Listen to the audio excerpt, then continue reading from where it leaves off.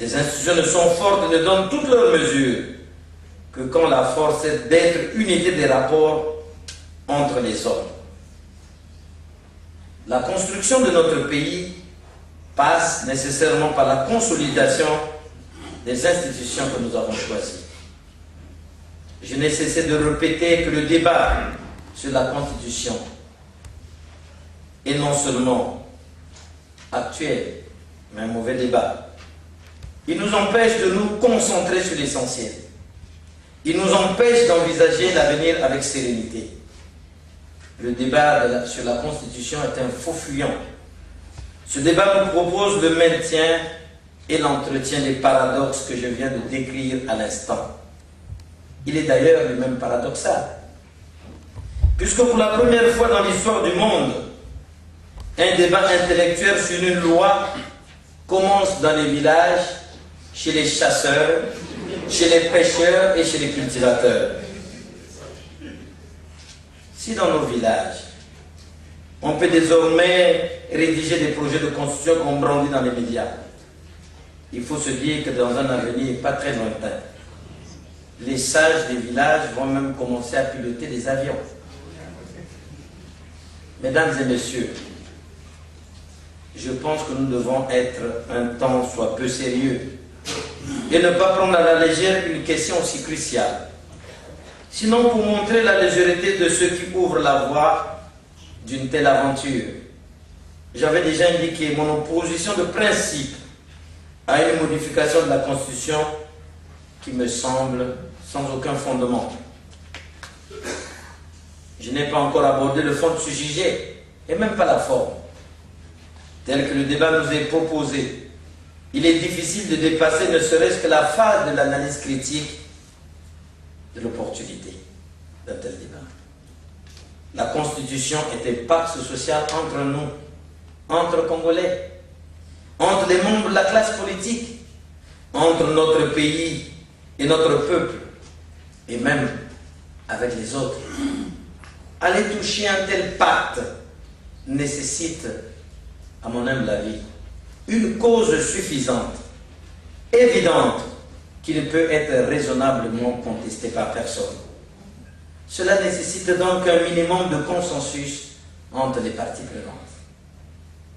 La Constitution actuelle est un pacte entre tous les membres du principal parti au pouvoir auquel j'appartiens, à travers ses clauses de non-révision, notamment celle sur la limitation des mandats présidentiels.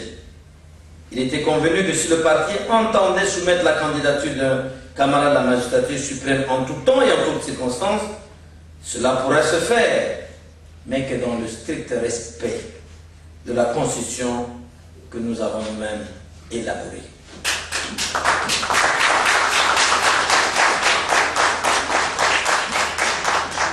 Ce pacte est aussi une entente entre les alliés de notre parti, toute la majorité au pouvoir.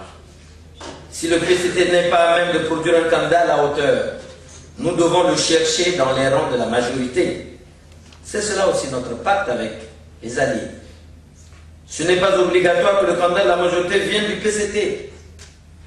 Et si toute la majorité ne peut produire un candidat sérieux à la hauteur des attentes du peuple, il faudra en ce moment accepter celui de l'opposition qui aura gagné l'élection. C'est cela aussi notre pacte républicain. C'est ça notre engagement devant les Congolais. Cette logique de laisser le libre jeu des textes se réalise en plus seul. Personne n'a besoin de faire aucun effort. Aucune dépense. Et on retrouverait ici le paradoxe des Congolais. Une chose qui peut se faire sans dépense, sans effort, on préfère des efforts et des dépenses pour le faire. Paradoxe. Il y a quelque chose de simple qui ne nous coûte rien, sinon que de ne rien faire. Nous préférons faire ce qui est compliqué, en prenant les contours et en fournissant tant d'efforts pour expliquer l'inexplicable, faire comprendre l'incompréhensible. On nous a sorti même la théorie de l'indispensabilité. qui n'existe malheureusement dans aucun manuel de droit constitutionnel.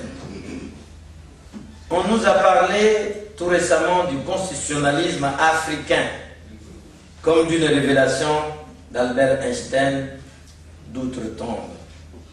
Au lieu d'ouvrir le débat au sein du principal parti de la majorité, de l'étendre aux alliés politiques, puis à toute la classe politique, à la diaspora, comme le font certains États, de consulter le peuple enfin, on nous sort le comité des sages du chapeau, comme des prestigitateurs. On ne sait qu'est-ce qu'on nous sortira dans le matin. Toutes ces contorsions, parce qu'on souffre à surmonter nos paradoxes. Quand on nous dit qu'une chose n'est pas modifiable, c'est justement ce qu'on veut modifier. Quand on nous rappelle qu'une révision n'est pas possible ni envisageable, selon la lettre et l'esprit du texte, on nous dit qu'il ne s'agit pas de révision, mais de changement. Je ne voudrais pas en dire davantage sur le sujet parce que je ne lui trouve aucun intérêt de quelque nature que ce soit. Mais je réitère ma position de principe, qui consiste à dire qu'il faut être cohérent avec soi-même. Le peuple nous regarde. Je suis pour la simplicité qui consiste à dire qu'il faut laisser les choses comme elles sont. Notre parti, le Parti congolais du travail, doit se respecter lui-même. Et nous sommes parmi ceux qui veulent que ce parti se fasse respecter. Nous sommes à une époque où le parti doit savoir trouver la ligne de démarcation entre lui en tant que groupe, des hommes et des femmes qui le composent. Notre parti ne doit assumer face à l'histoire que sa propre responsabilité, pas celle des personnes. Notre parti doit respecter ses alliés, les autres membres de la classe politique. Notre parti doit mettre le peuple au-dessus de tout, absolument tout. C'est une gageure. Je vais rentrer au Congo incessamment, parce que c'est une des questions.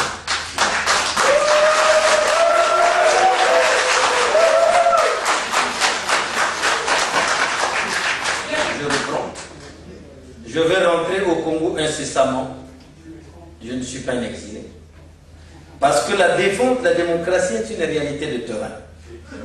J'irai défendre mes idées au sein du parti avec mes camarades.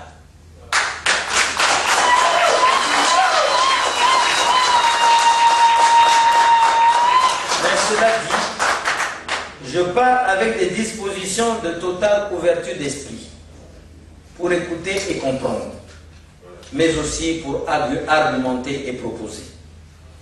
Mais proposer surtout des choses simples.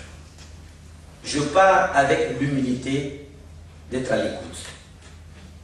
Je rentrerai dans un esprit de liberté. Liberté de penser, liberté de m'exprimer, mais aussi liberté d'agir. La liberté pour moi ne va pas sans la tolérance. Elle ne va pas sans l'humilité, notamment celle des hommes devant leurs semblables, mais aussi surtout l'humilité des hommes et des femmes devant le peuple. Cela étant dit, mes chers amis, je conviens que la critique est toujours plus facile que l'action.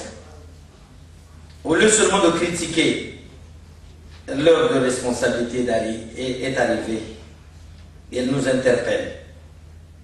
Les dirigeants actuels ont fait ce qu'ils avaient à faire, mais aussi avec leurs limites et toutes les faiblesses que nous connaissons.